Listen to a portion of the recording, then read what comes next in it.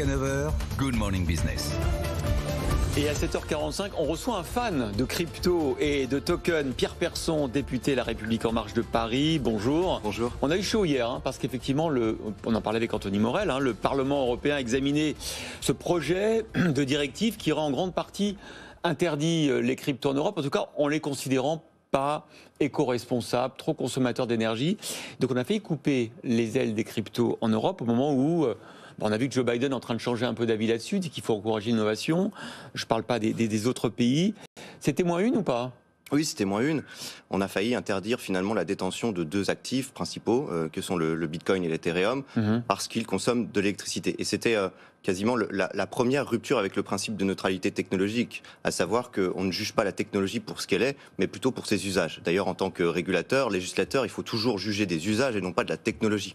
En 95-96, on ne s'est pas posé la question de savoir si on allait réguler SMTP, TCP/IP, qui sont les protocoles d'envoi de données sur Internet. Bien là, aujourd'hui, c'est la même chose, sauf qu'on est en train de se poser la question de savoir si on peut réguler finalement ces technologies, alors qu'on ne connaît pas encore les usages qui seront ceux de demain. Au nom notamment de cette fameuse taxonomie, qui considère qu'il y a des technologies qui sont vertes et d'autres pas.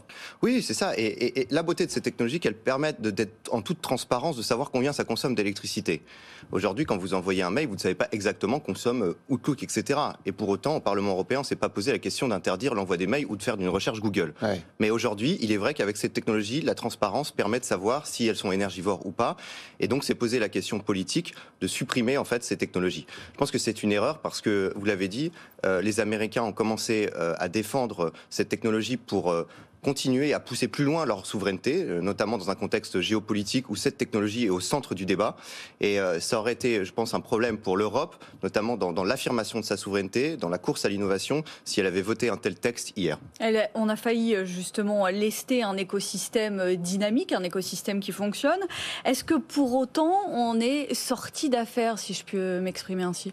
Non, parce que en effet, le texte actuel fait référence à un autre texte qui ne comprend pas finalement le référentiel aujourd'hui sur les cryptoactifs dans le cadre de la finance durable. Donc, en fait, on repousse le sujet à plus loin, notamment à 2025.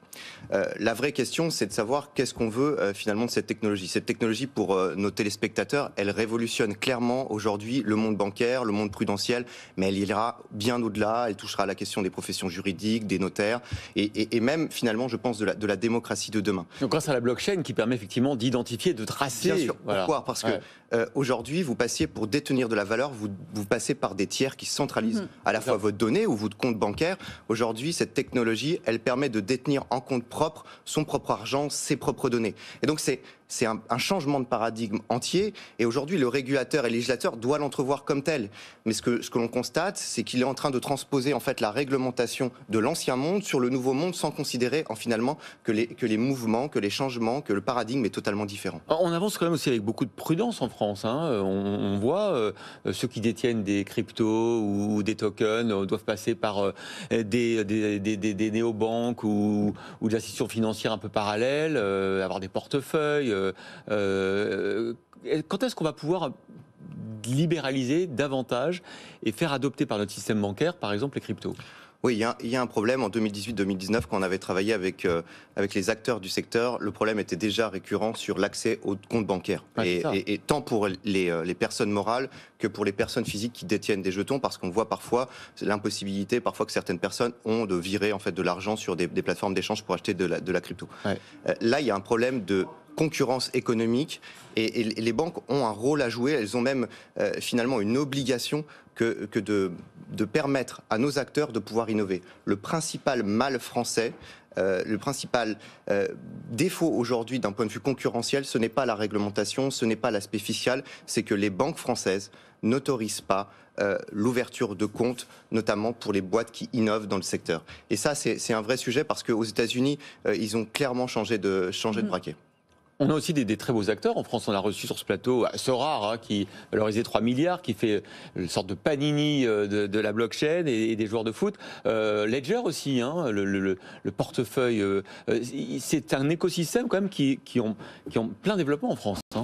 Oui, on a, je crois, 2 licornes sur le sujet, et on en aura encore plus demain. ce secteur va héberger non pas les néobanques, parce que les néobanques, c'était des banques qui étaient digitalisées, c'était des banques qui étaient sur Internet, mais qui hébergera les banques autonomes, les banques décentralisées, les futures places d'échange de marché de demain. Et donc, il y a nécessairement en fait d'autres licornes. L'enjeu, c'est que la France a été longtemps en fait un territoire extrêmement compétitif d'un point de vue bancaire, d'un point de vue financier. Et il ne faut pas perdre aujourd'hui ce leadership. Voilà, l'avocat du Bitcoin et d'Ethereum, Pierre Persson, député La République En Marche de Paris.